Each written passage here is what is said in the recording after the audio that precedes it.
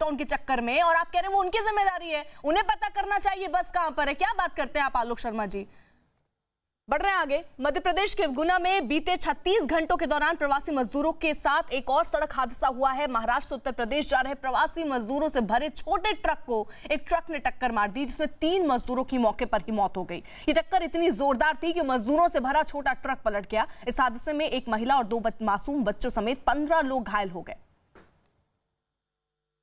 ये जो पिकअप थी ये मुंबई से आ रही थी और यूपी जा रही थी। इसमें 15 लोग थे और ये जो ट्रक था उसके द्वारा लापरवाही पूर्वक चला के और ओवरटेकिंग करते हुए ये दुर्घटना कारित की गई है और उस पर से हम लोगों ने इसके ऊपर प्रकरण पंजीबद्ध कर लिया है। सभी जो भी घायल हैं उनको तत्काल अस्पताल ले आया गया और इनका इलाज भी यहाँ पे शुरू हो गया है। घटना में अनफॉर्चुनेटली 3 लोगों की मृत्यु हो गई है और 12 व्यक्ति इसमें घायल हैं जो मुंबई। उधर ओडिशा के रायगढ़ में से भी मजदूर पैदल झारखंड जाने के लिए निकल गए। पैदल जाने को मजबूर इन मजदूरों का आरोप है कि इनके इलाके से बस तो चल रही है लेकिन इन्हें जगह नहीं मिली। हम लोग अब धीरे धीरे करके पैदल ही जाएगा और हम लोगों का रोकने से कोई अच्छा नहीं है। हम लोग अपने अपने जगह से धीरे धीरे करके चलता जाएगा, क्योंकि काम हम लोग करते हैं इरेक्शन में और हम लोगों का दिमाग जो है मुंडी थोड़ा घूम गया इस बीमारी कोरोना के वजह से। हमने नहीं सोचा था कि ऐसा मुसीबत में हम लोग फंसेगा।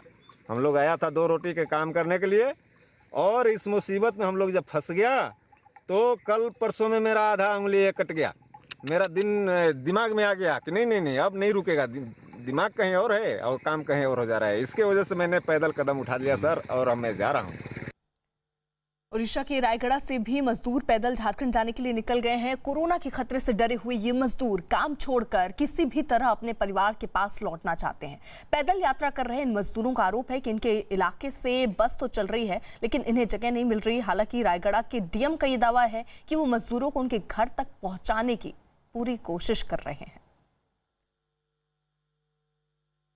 लॉकडाउन के बीच परेशान हो रहे मजदूरों को अब धोखाधड़ी का सामना भी करना पड़ रहा है। पूर्वी दिल्ली के मयूर विहार में 50 से ज्यादा मजदूर ने उन्हें घर पहुंचाने के नाम पर पैसे ठग लेने का आरोप लगाया।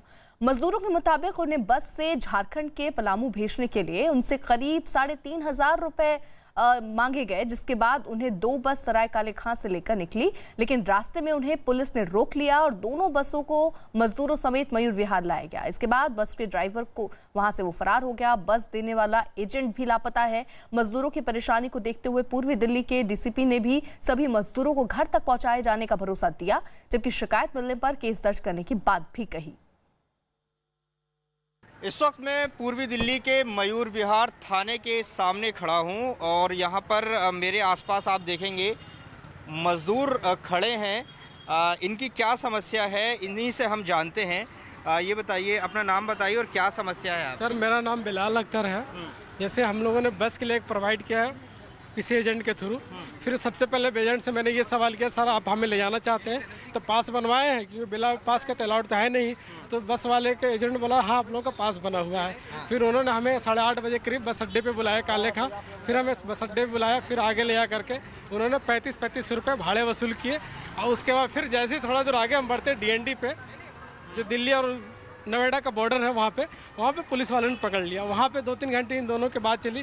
उसके बाद बात करते करते फिर यहाँ में 3:30 बजे यहाँ ले आए मयूर विहार थाने पे।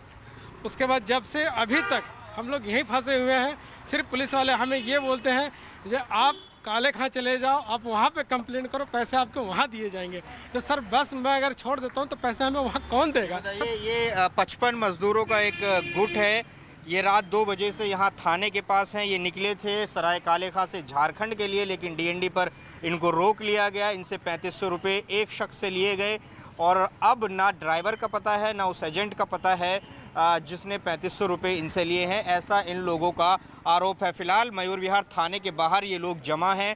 अब ये आगे देख रहे हैं कि किस तरह से ये आगे जाएंगे, काले खां जाएंगे, कहाँ जाएंगे, कुछ स्थिति स्पष्ट नहीं है। फ़िलहाल ये लोग यहाँ पर हैं और कह रहे हैं कि सुबह से कुछ खाना पीना भी इनका नहीं हुआ है।